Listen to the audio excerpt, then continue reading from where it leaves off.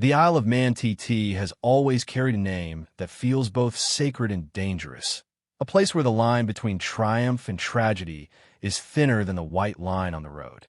It was on that very road, during qualifying for the 2026 Isle of Man TT, that Daniel Ingham, a 33-year-old rider who had chased the TT dream for years, lost his life in a crash that left the motorsport world stunned. The news came quickly, without the usual buildup of interviews or press conferences, and without the chance for fans to say goodbye. He was still in the middle of his story, still pushing the limits of what he could do on two wheels, and now that story has ended far too soon. Daniel Ingham was not a name known to casual fans of motorcycle racing, but to those who followed the TT, the Northwest 200, and the road racing scene across the UK and Ireland, he was a familiar and respected figure.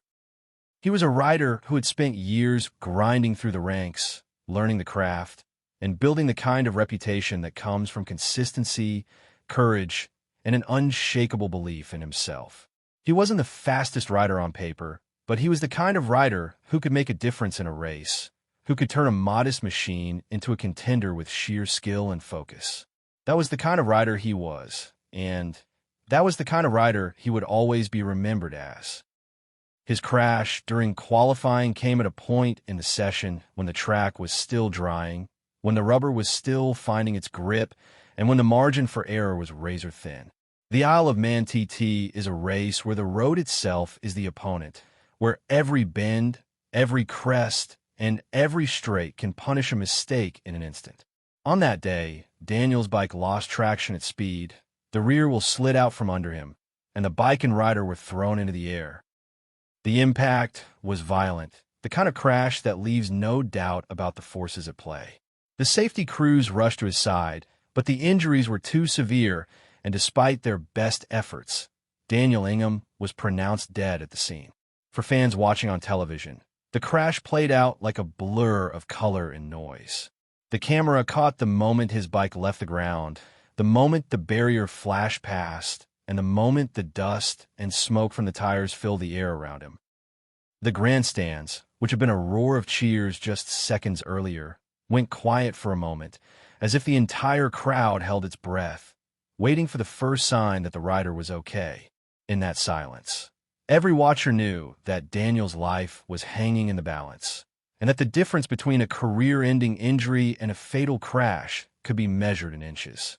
What happened next is what made the crash more than just a moment of violence. It became a moment of grief. The safety crews were already moving before the bike came to a complete stop, racing toward the wreckage with the speed and precision that only years of practice can create. The cockpit, already compromised by the impact, filled with the sounds of radios crackling, crew members shouting, and the rumble of the other bikes still whipping around the track.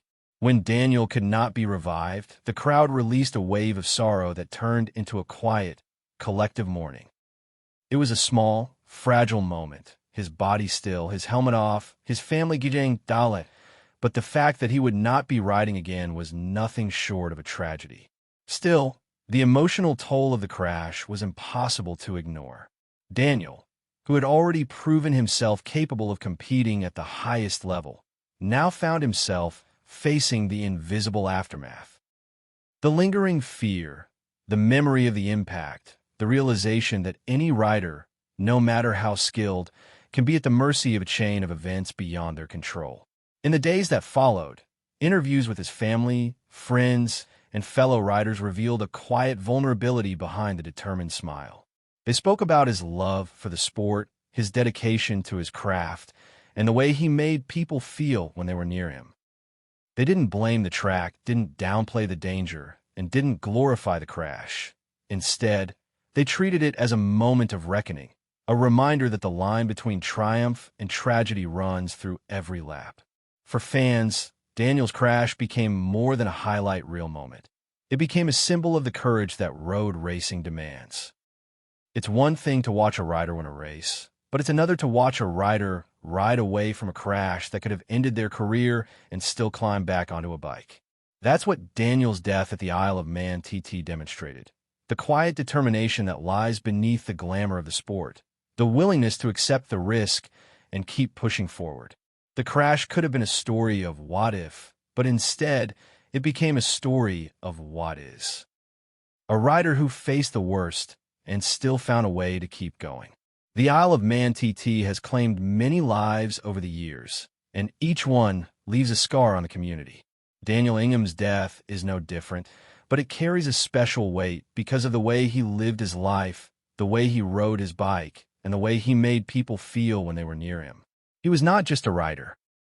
He was a person who loved the sport, who gave everything to it, and who made it feel like a place where everyone belonged. That's the kind of legacy that can't be taken away by a single crash. If you've ever felt the tension of a close racing battle, if you've watched a rider risk everything on the edge of control, or if you've admired the courage it takes to step onto a motorcycle at 200 miles per hour, take a moment to acknowledge Daniel Ingham's effort and his resilience. Please like this video if you found his story moving, and if you're someone who follows the lives and legacies of the athletes who risk everything on the track, consider subscribing to this channel.